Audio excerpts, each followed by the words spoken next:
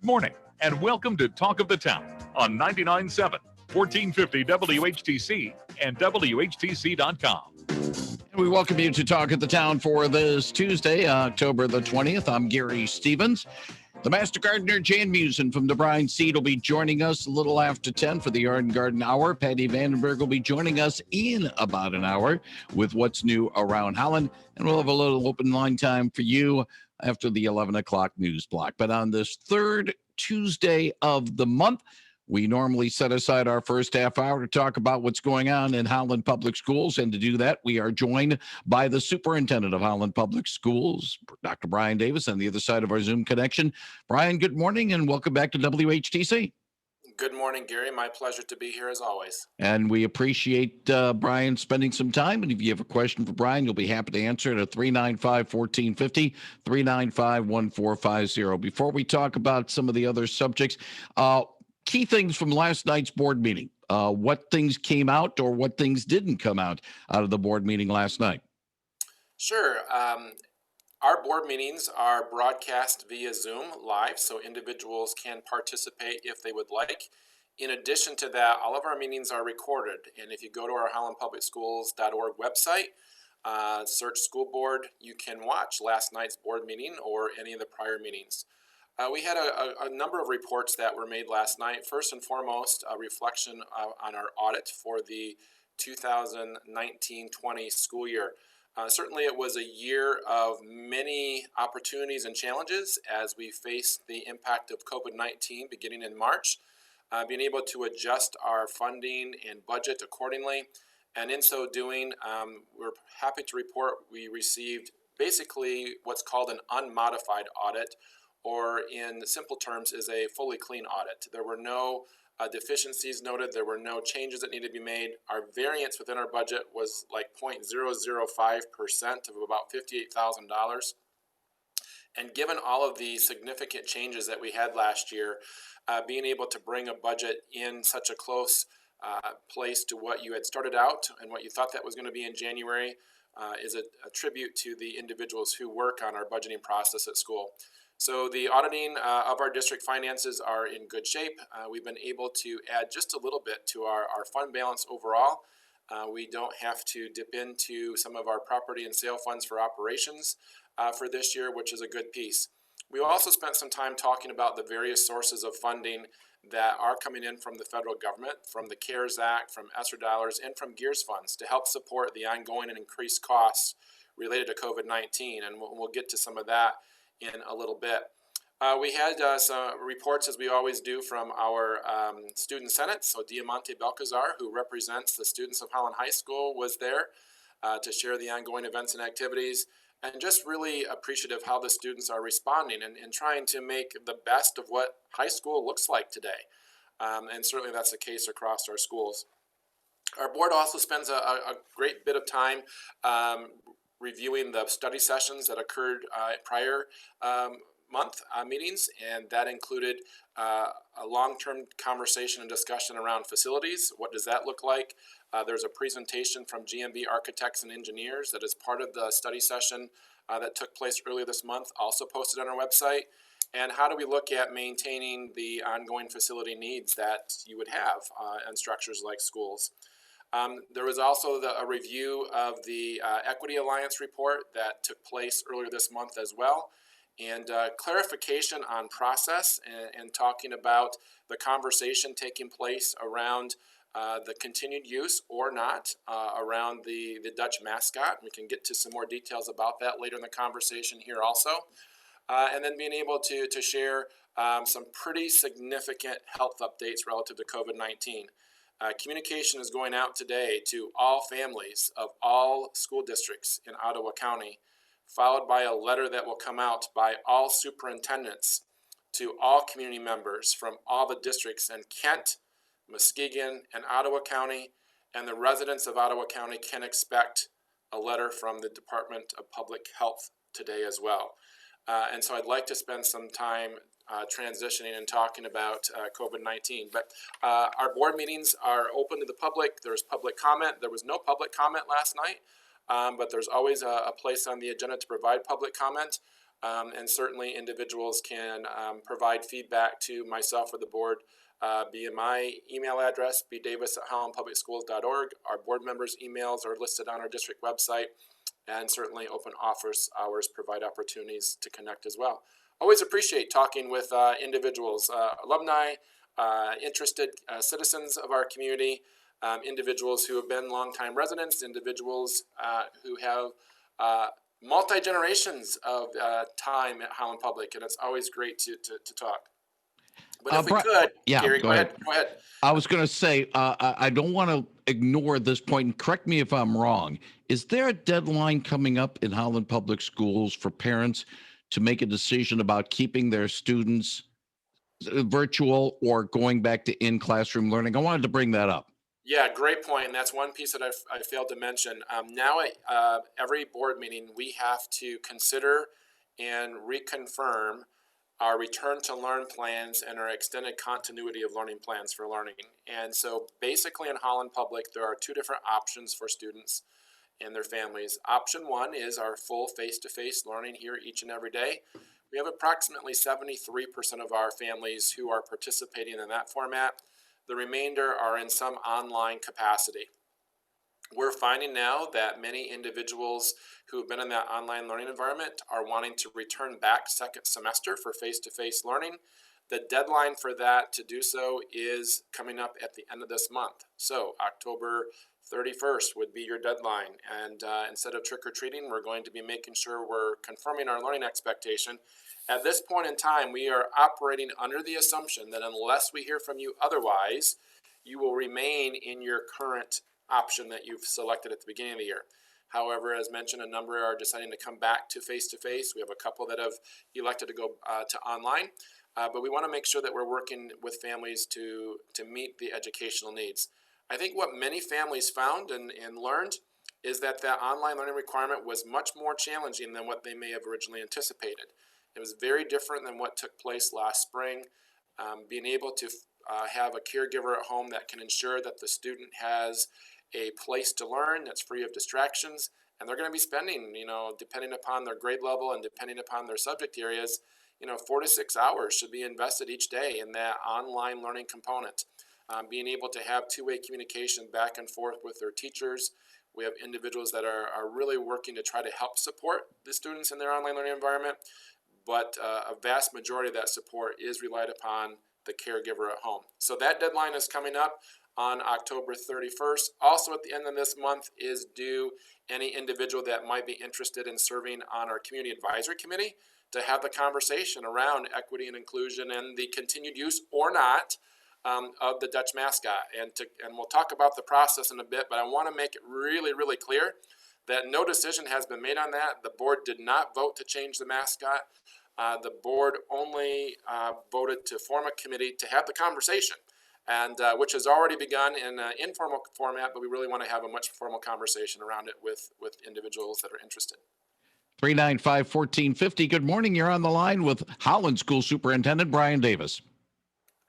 Yeah, Brian, I was wondering how long the Holland Public School is going to keep getting embarrassed by the football team. I mean, they haven't won a game, and I don't know how long. If the other team shows up on the field, they've already lost. That's about the only way they can win is a forfeit. I mean, 77-17 this past week, and what was it, 56-6 the week before? That's ridiculous. You want to save some money, stop the football team. I appreciate the call. Thank you, Brian. Tough times for the Dutch on the gridiron, and what happened last week over in Zeeland. 75-17 is not really good for anybody. It's not, and I will share that we weren't there with a full team because a number of our players were quarantined as a result of COVID-19. So I think it's important that we understand the full capacity, what's happening across the board, the way that conferences and realignment is done, and being able to look at developing teams over time. But one of the reasons why the score was so lopsided on that evening is several of our players were unable to play because they have been quarantined as a result of COVID-19. This might be a good transition to talk about that. I think that it's the collective desire that all the schools, public, private, charter, remain open. The cases in Ottawa County, friends, are escalating at a rate that we haven't seen since COVID began in March. You're going to be receiving communication from all of the superintendents in Ottawa, Kent, and Muskegon counties, deploring you as a community to please work alongside us to follow the CDC recommendations and guidelines. Since last week, the rates per million have gone from just over 100 to 148 today per million. At 150, the Department of Public Health begins to ask the question, what events and activities in our community do we need to restrict, shut down, postpone, delay, provide additional restrictions to? Our K-12 schools across Ottawa County are at jeopardy of not being able to remain open if this trend continues. And I say that with pause, I say that with clarity, and I hopefully say that with keen collective responsibility. It's been a hard journey since March. It's as we enter into the fall and winter season when the weather gets drearier. I know that there are individuals that have been diligent in following the practices every day. I know that there are some that maybe not as diligent, and I think there may be some that have different opposing views about whether or not these practices need to be followed, the facial coverings, the social distancing, herd immunity, all those kind of things. The reality is the cases are increasing. The reality is I had to send communication to all of my employees today that said, despite our best efforts and despite what we believe school being one of the safest places for our kids and our staff, we are unable, unfortunately, to control the events that happen outside of the school community. So when homecoming events are canceled, as an example, and people host homecoming dances in their barns or in other locations, those end up now becoming super spreaders. When individuals go to large public events and social gatherings and don't follow those social distancing practices, we've been able to trace back as a county those events that have become super spreaders. And what's happening, unfortunately, is it's beginning to impact and quarantine a number of our HPS employees. It's quarantining a number of students, and the positivity rate has increased. We're deploring all the superintendents across Ottawa County, Kent County, and Muskegon County. We've all signed off on a communication that's coming out later this morning. We are asking that everyone please do their collective part. We know that in order for us to move forward economically as a community to get through this, schools need to be in session, in person. We know that economic development is related upon that. Parents need their children in school to be able to go to work. We know that there are childcare things that are considered as a result of that. And as the Ottawa County Health Department, we spent hours with them yesterday as area school leaders. Schools would not be the only entities that might potentially be impacted if the local health officer needs to take action. We aren't there exactly at that moment today, but the numbers today were worse than what they were yesterday. If this trend continues, they're likely going to have no other option but to take action. And so I can't say it strongly enough and encourage people to do. For those that have been doing their part, thank you so much. For those that have been questioning and wondering if they should continue, yes, on behalf of all of our school leaders, on behalf of Kelda Kuiper in Zeeland, Tom Martin in West Ottawa, Dr. Forsyth at Holland Christian, Shannon Brunick at Black River, David Tipo in Hamilton, Tim Travis in Saugatuck, Dennis Furton in Spring Lake, Annie Engel in Grand Haven, Dr. Vanderjack in Hudsonville, Tom Temprink in Jenison, Matt Spencer in Coopersville, and the range of the radio station this morning, trying to get Garth Cooper, Dr. Cooper in Allendale, Pete Haynes of the ISD. We're all saying, come on, together, we want to keep our kids in school. but that choice may be taken out of our hand, and that choice may be driven by the public health crisis. We aren't over this. It's actually now the third wave that's coming through, and there's a collective responsibility that we all have to do. So we communicated to all of our staff across the region today. All of the parents and community members will be receiving a collective letter from our superintendents. Watch for a letter from the Department of Public Health come out today with an update of where things are. And we have a chance to hopefully bend this yet this week and in the coming days. But if not, we could see some pretty significant changes that are going to impact everyone across the community as early as next week. 395-1450. Good morning. You're on the line with Holland School Superintendent Brian Davis. Yeah, good morning, Brian. I think it's pretty. It's great that the school board and everybody's looking at the name of the school. I'm not for it. I'm actually a Panther. I have no dog in this fight, but I think it's really good to look at it as a whole based on who makes up the school now. We live in a town where it's been said ever since I've been born, if you ain't Dutch, you ain't much.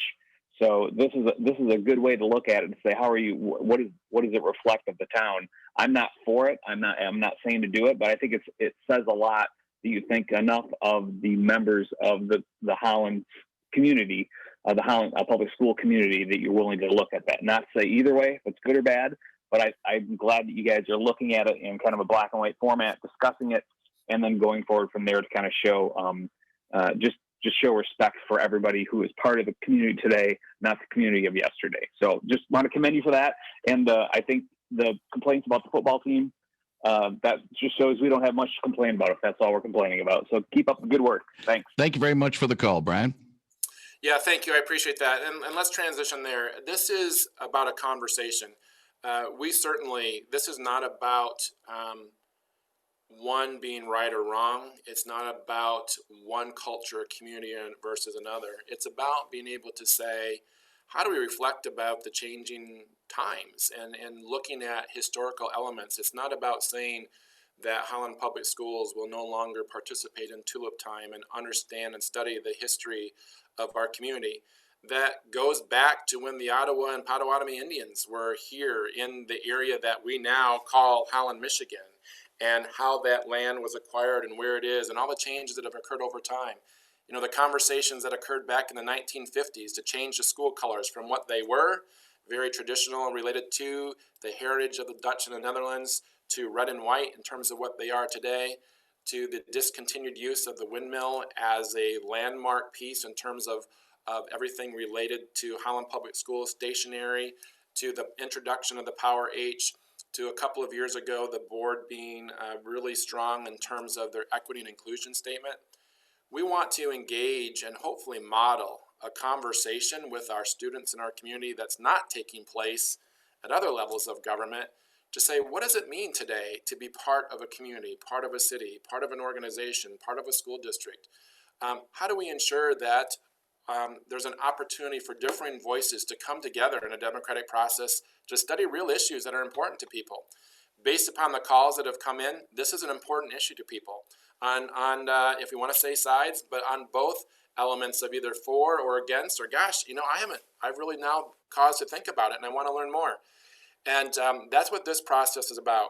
In the end, this advisory committee will end up making a recommendation to the board on whether or not there should be a change.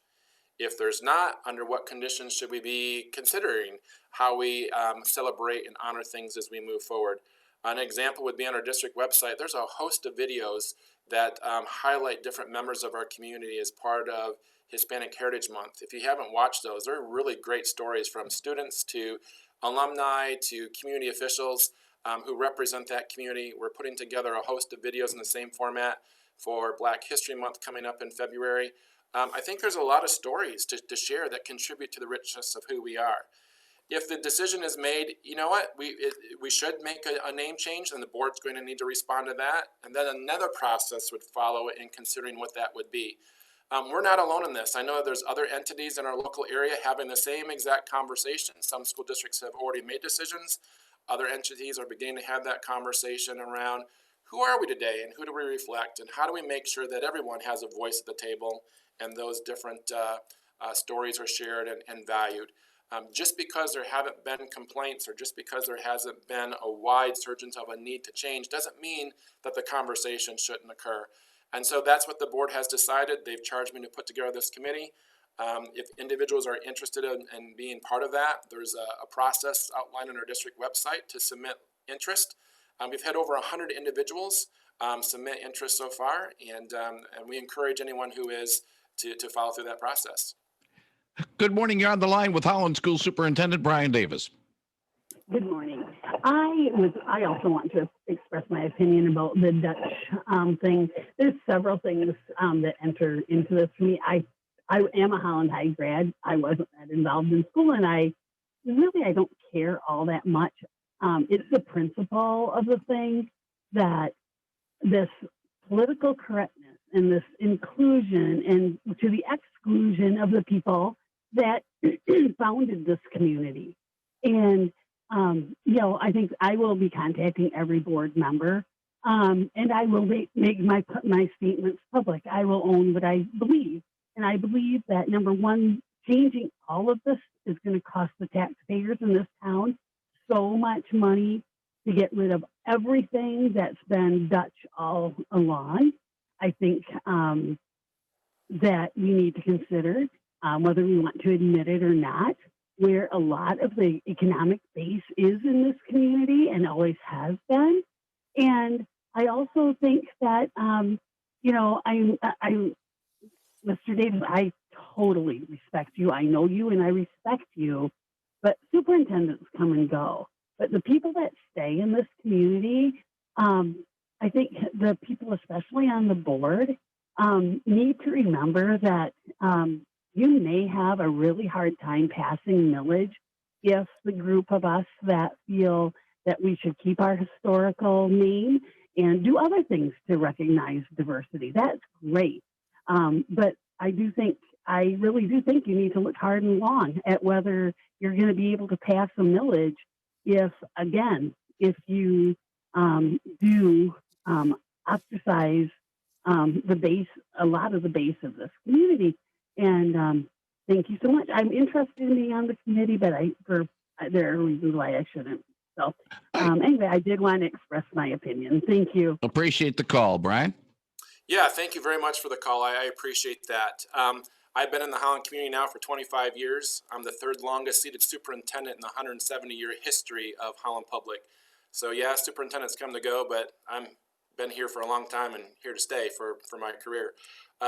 I think what the caller really pointed out was a difference between beliefs and values. And that's what this conversation is going to entail. Being able to talk about what are the values that we hold true.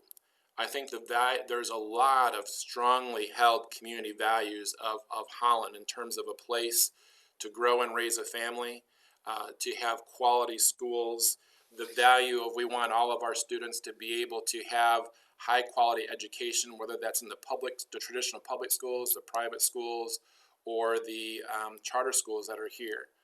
Beliefs are very different.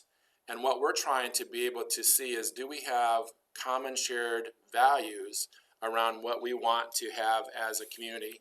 And it'd be interesting, for individuals to educate themselves about the economic base here in Holland, the businesses, and those that are members of the chamber, and how that economic base has actually shifted over time. I understand that there's going to be differences of opinion, and that's why we want to be able to continue to have the conversation. But it really is going to come down to, I think, as this caller just mentioned, values and beliefs. And what a great opportunity to have that conversation as a community. We haven't necessarily had conversations like this in the past. This happens to be one that's a catapult or catalyst to have that conversation. And if nothing else, I'm glad that people are wanting to be engaged in the conversation. Regardless of the outcome, I think the conversation and bringing different voices and personalities and value systems together is really important. So I understand that people are interested and can't be involved for different reasons, and that's okay too. But appreciate the call.